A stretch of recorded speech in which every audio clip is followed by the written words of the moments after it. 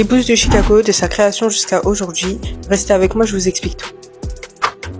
Avant les Bulls, deux autres équipes avaient déjà tenté leur chance en NBA à Chicago. Les Stags de 1946 à 1950 et les Packers de 1961 à 1963. En 1966, la NBA cherche à développer son concept et plus encore, elle cherche à trouver plus de médias. Ils contactent donc NBC Sports et ensemble, ils se mettent d'accord pour dire que s'ils veulent toucher du monde, il faut absolument qu'il y ait des équipes dans les plus grandes villes des États-Unis. Los Angeles et New York étaient déjà dans la NBA, il ne manquait plus que Chicago. Wayne est l'homme qui prend les choses en main. C'est un ancien joueur et homme d'affaires qui a tout fait pour obtenir le droit de créer une franchise. Il voulait un nom court, puissant, facile à scander, les Bulls. Ils rejoignent donc la NBA en 1966. À part lors de la première année où ils arrivent en playoff, ils dominent rien du tout en NBA et restent très discrets jusqu'à l'arrivée de Jordan en 1984. On ajoute à ça Dennis Rodman, Scottie Pippen et le coaching de Phil Jackson. Ils titrent NBA dans les années 90.